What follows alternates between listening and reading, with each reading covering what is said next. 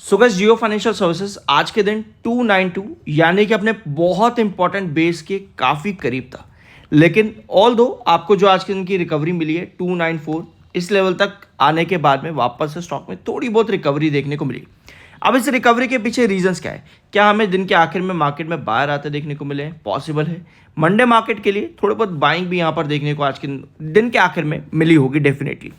But हमारे पास market को लेकर के बहुत सी चीज़ें नहीं हैं, बट दो चीज़ें हमारे पास में है। दो चीज़ें वही जो हम फर्स्ट वीक ऑफ सितंबर से डिस्कस कर रहे थे कि मार्केट बहुत ज़्यादा तो नहीं लेकिन कॉशियस देखने को मिल सकता है, और दो चीज़ मार्केट को नेगेटिव कर सकती है। पहला है टैरिफ 2.0 और दूसरा आता है आपका रेट कट। ठीक है, ये दो चीज़ें आपकी बहुत ज़्यादा मार्केट को कॉशियस कर सकती है और वही चीज़ आपको देखने को भी लगी है। अब जियो फाइनेंशियल सर्विसेज अगर आप पिछले 3 से 4 महीनों से इस चैनल पर रेगुलर हो तो आपको पता है कि जियो फाइनेंशियल सर्विसेज मार्केट को बहुत ज़्यादा लेकर के साथ में चलता है। मतलब यहाँ पर ये कहो कि मार्केट के साथ बहुत ज़्यादा चलता है। मतलब अगर मार्केट में रिकवरी है, मार्केट में तेजी है, तो जियो फाइनेंशियल सर्विसेज भी आपको अच्छा खासा स्ट्रॉन्ग देखने को मिलेगा। बट अगर मार्केट स्ट्रॉन्ग नहीं है तो जियो फाइनेंशियल सर्विसेज भी आपको स्ट्रॉन्ग देखने को नहीं मिलता है। ये कंडीशन अभी तक चली है जियो फाइनेंशियल सर्विसेज में। एटलीस्ट पिछले 5 से 6 महीने से हम यहाँ पर डिस्कस कर ही रहे हैं, और लंबे टाइम से तो आपको पता ही है कि यही सब चीज़ें आपको देखने को मिली है।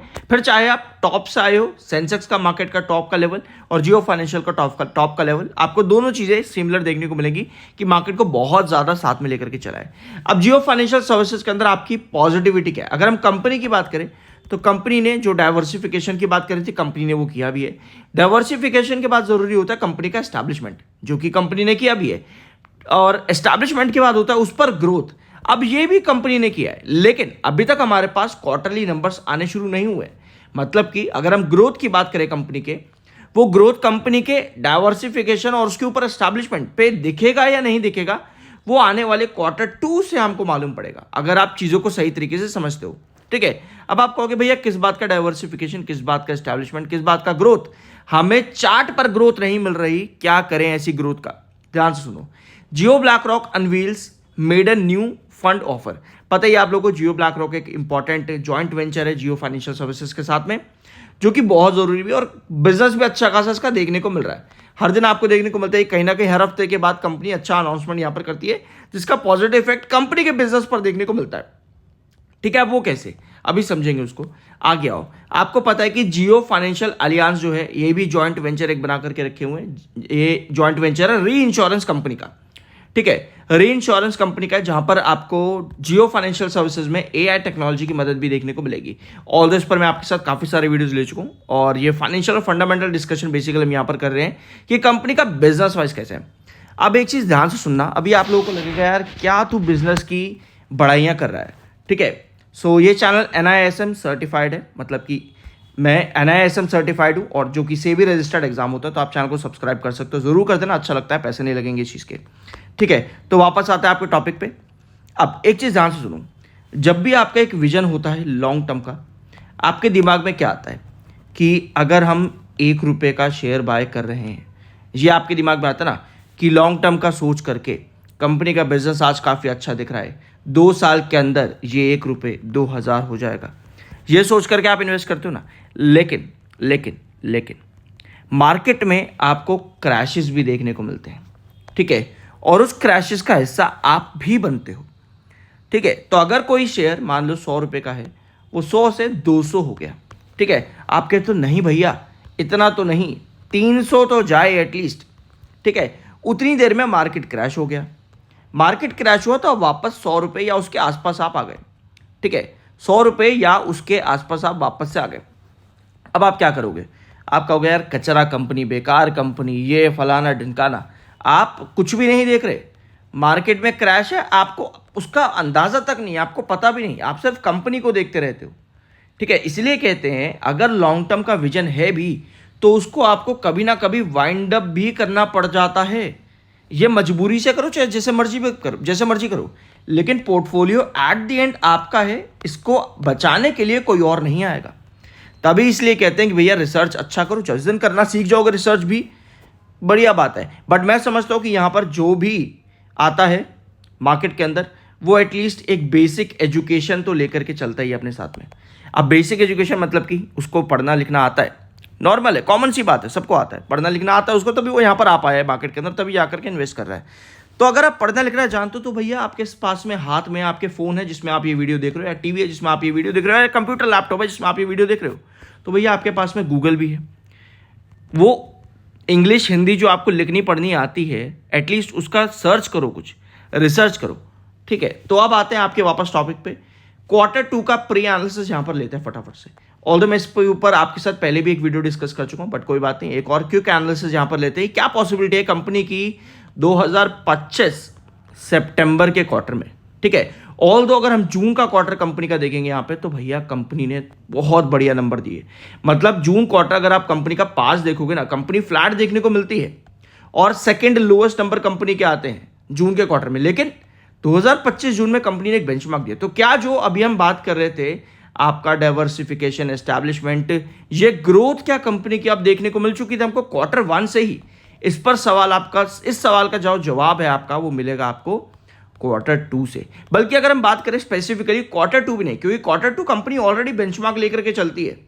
सितंबर क्वार्टर कंपनी का ऑलरेडी एक बेंचमार्क आता है, हर क्वार्टर के कंपैरिजन में आप देख लो उठा करके यहाँ पे, ठीक है। तो सितंबर क्वार्टर से तो भैया कंपनी की उम्मीदें हमेशा टॉप पर रहती हैं। और अगर हम यहाँ पर एक प्री एनालिसिस ले रहे हैं, तो हम अगर एक रैंडम फिगर लेकर के चले यहाँ पे, तो कंपनी मुझे लगता है एक बेंचमार्क लगा सकती है यहाँ पे, ठीक है। कंपनी एक बेंचमार्क लेके चल सकते हैं रिवेन्यू में, ये मेरा समझना है। जो ये एक प्री एनालिसिस है, तो हम यहाँ पर नंबर्स डिस्कस कर सकते हैं, क्या पॉसिबिलिटी है, क्या फिगर्स देखने को मिल सकती है। बाकी आपको क्या लगता है क्या कंपनी की फिगर्स रहेगी, वो कमेंट बॉक्स में आप शेयर कर सकते हो, जो भी आपको लगता है। बट ये एक रैंडम फिगर है कि कंपनी बेंचमार्क लेकर के चलती है सितंबर क्वार्टर में, तो ये फिगर कंपनी की आ सकती है अगर कंपनी का ये ग्रोथ जो इसके बारे में हम बात कर रहे हैं वो आ चुका है तो, ठीक है। समझे इस चीज को। तो कंपनी के नंबर ऑलरेडी बेंचमार्क रहते थे, पीक पर रहते थे सितंबर क्वार्टर में। अब इतना बड़ा डाइवर्सिफिकेशन एस्टैब्लिशमेंट करने के बाद में पॉसिबल है कंपनी का ग्रोथ आपको और देखने को मिले। अब एक चीज और आती है कि कंपनी का पी यार 112 का है, बहुत महंगा है। कोई भी कंपनी को जब भी आप इन्वेस्ट कर रहे हो या कुछ भी कर रहे हो, जब भी आप उसको रिसर्च कर रहे हो, तो सिर्फ और सिर्फ पीई एक क्राइटेरिया नहीं हो सकता। पीई 112 का है, पता दिख रहा है, महंगा है, थोड़ा सस्ता नहीं है, महंगा है, ठीक है।